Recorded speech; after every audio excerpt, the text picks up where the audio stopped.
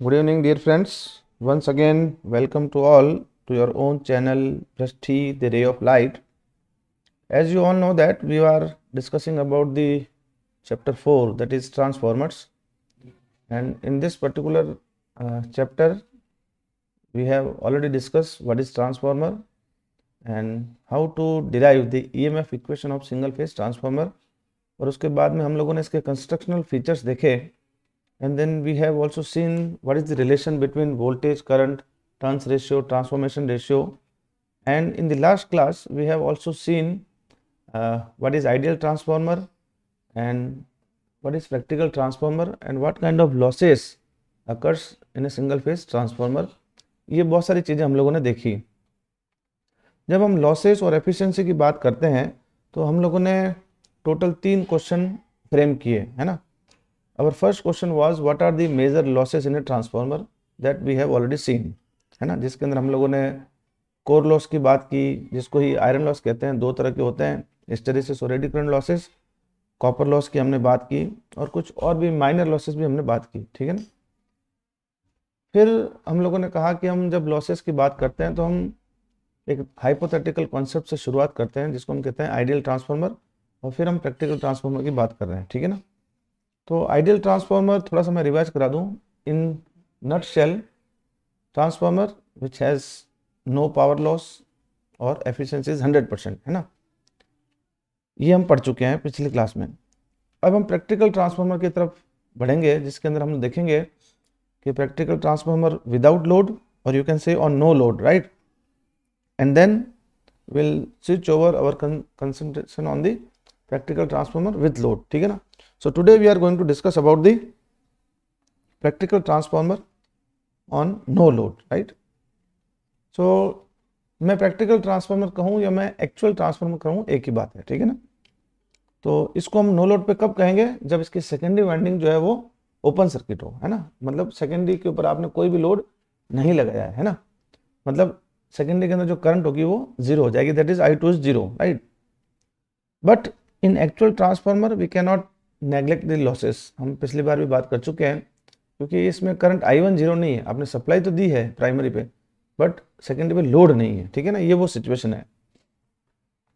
अगर हम थोड़ा सा प्रैक्टिकल ट्रांसफार्मर का equivalent circuit diagram in no load condition देखें, है ना. नो लोड कंडीशन को अभी मैंने इनकॉर्पोरेट नहीं किया है. थोड़ा सा पहले इस डायग्राम को आप समझिए, ठीक है ना. तो यहाँ पर ये वोल्टेज प्राइमरी साइड के ऊपर हमने लगाया है, ठीक है ना.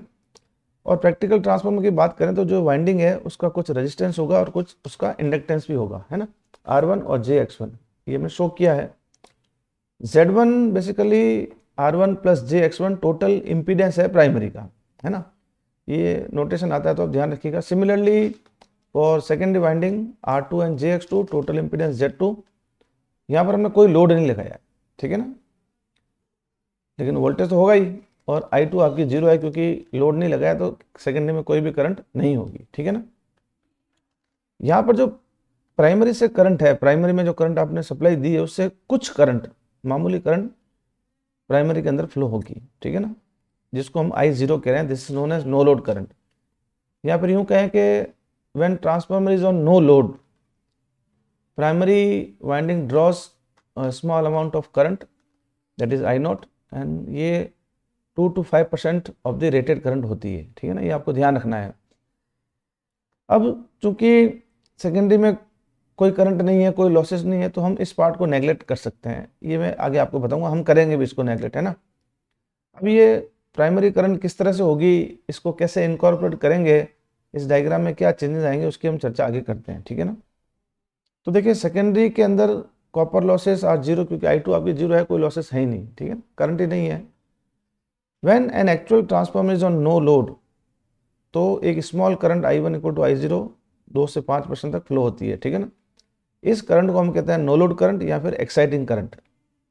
It is drawn by the primary winding. ये मैं रिपीट कर रहा हूँ, आप ध्यान रखिएगा, ठीक है ना.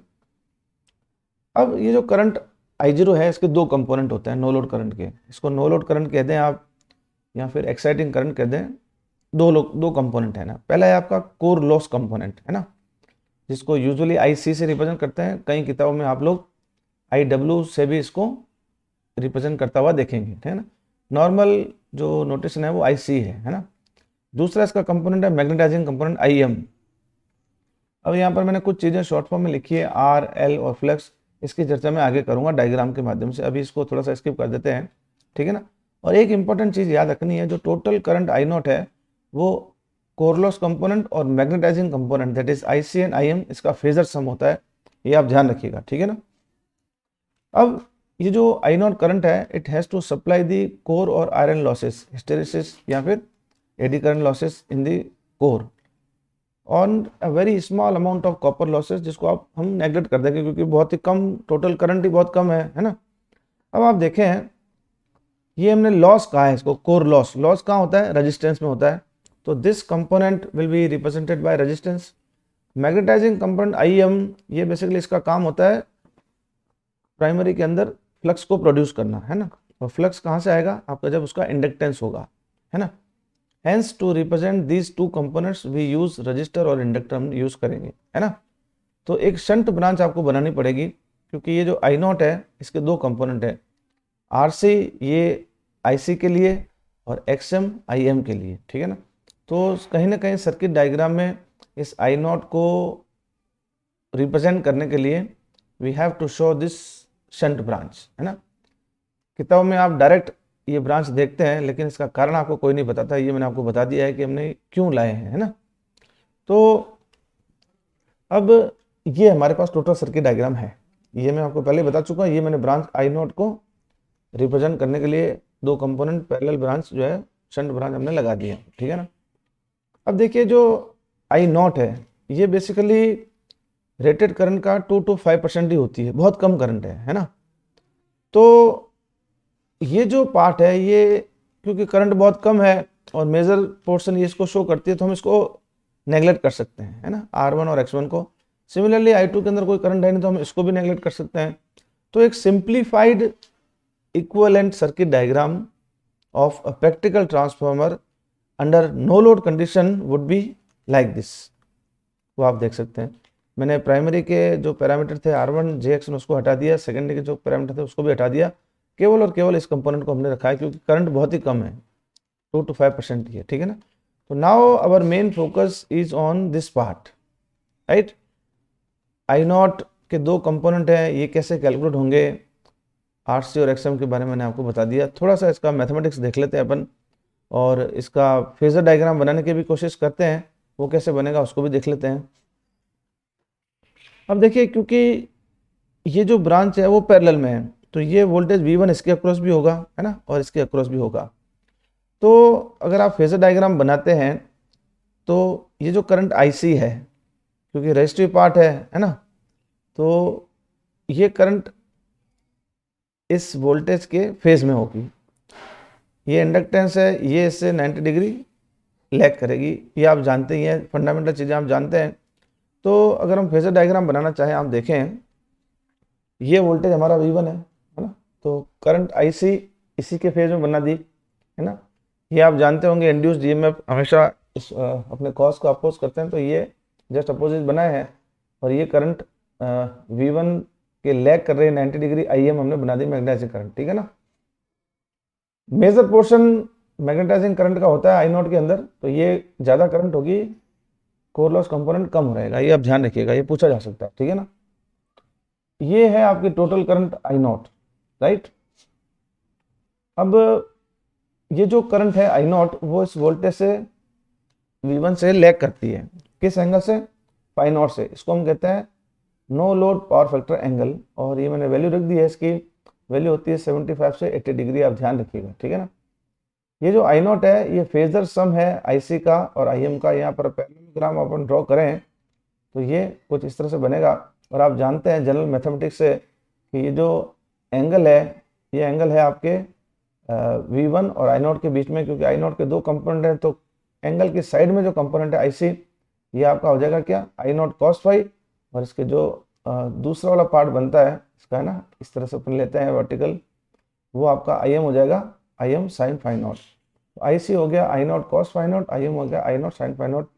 इसका फेजर सम अगर आप करते हैं और स्क्वायर रूट वगैरह लेते हैं तो आपको, क्योंकि आप जानते हैं sine square theta plus cos square theta 1 हो जाता है, तो आपके total current I not phasor sum के through I C square plus I M square अपन लिख सकते हैं, ठीक है ना। यहाँ पर फाई नॉट का मैंने आपको बता ही दिया। अगर आप एंगल निकालना चाहें तो इससे आप निकाल सकते हैं I C upon I not would be the no load power factor. ये तो है आपका no load power factor angle और ये आपका नो लोड पावर फैक्टर है, ठीक है ना। अब थोड़ी सी और इसकी चर्चा करेंगे अपन, कुछ और कंपोनेंट, फिर इसके ऊपर एक न्यूमेरिकल भी करेंगे, ठीक है ना। तो चलिए डायरेक्ट अपन न्यूमेरिकल के ऊपर आ गए हैं। न्यूमेरिकल क्या कह रहा है, ये 230/110 सिंगल फेज ट्रांसफार्मर है, उसका कोर लॉस आपको दे रखा है 100 वाट, ठीक है ना, core loss. If the input under no load condition is 400 VA, ये ध्यान रखिएगा VA दे रखा है ना। क्या निकालना है, कोर लॉस करंट आपको निकालनी है IC, मैग्नेटाइजिंग करंट आपको IM निकालनी है, और no load power factor angle भी आपको निकालना है फाई नॉट, ठीक है ना। तो आइए इसको करने की कोशिश करते हैं अपन लोग। ट्रांसफार्मर आपको दे रखा है 230/110 का, मतलब आपका V1 वोल्टेज 230 वोल्ट है और V2 जो है वो 110 है। ये ट्रांसफार्मर की रेटिंग आपको दे रखी है, ठीक है ना, इससे अपन निकाला है। एक आपको कोर लॉस का हमने रिप्रेजेंटेशन PI कर रखा है, दैट इज आयरन लॉस, एक ही बात है। ये आपको दे रखे हैं 100 watt, right. Input at no load आपको दे रखा है 400 VA, ये बेसिकली इनपुट पावर है, वोल्टेज इनटू करंट, है ना। तो इनपुट पावर का मतलब जब नो लोड की बात हो रही है, देखिए यहाँ पर अंडर नो लोड कंडीशन कहा है, तो नो लोड कंडीशन के अंदर करंट जो होगी वो I नॉट होगी, और इनपुट आपने ये दे रखा है V1, तो आपको V1 इंटू आई नॉट का मल्टीप्लीकेशन VA दे रखा है 400, है ना। तो यहाँ से आप I नॉट निकाल लेंगे, है ना।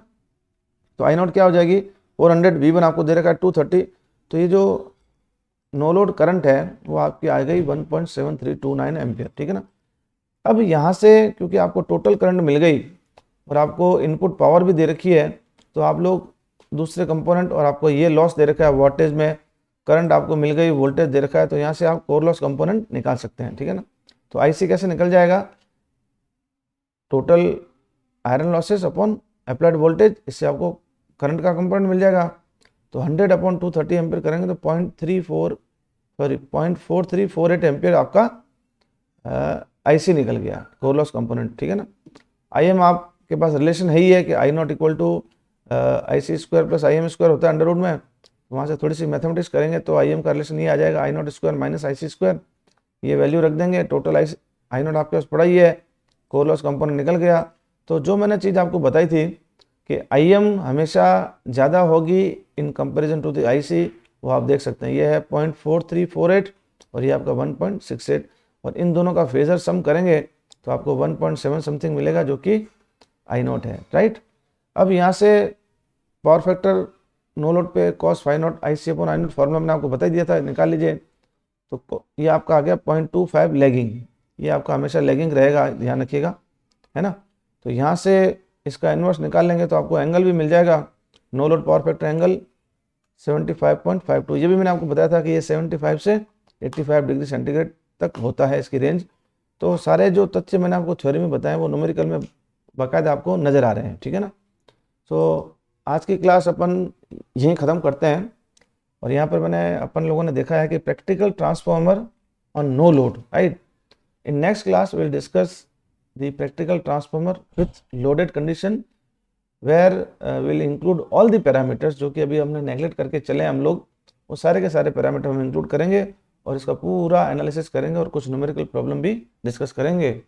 आई होप ये क्लास आपको समझ में आ गई होगी, कॉन्सेप्ट समझ में आ गया होगा। If still you have any query तो आप चैट बॉक्स में डालिएगा and I will be happy to answer your questions. तो और क्लास अगर आपको अच्छी लगी है तो इसको लाइक और शेयर जरूर करिएगा। अंत में आप सभी का धन्यवाद। जय हिंद।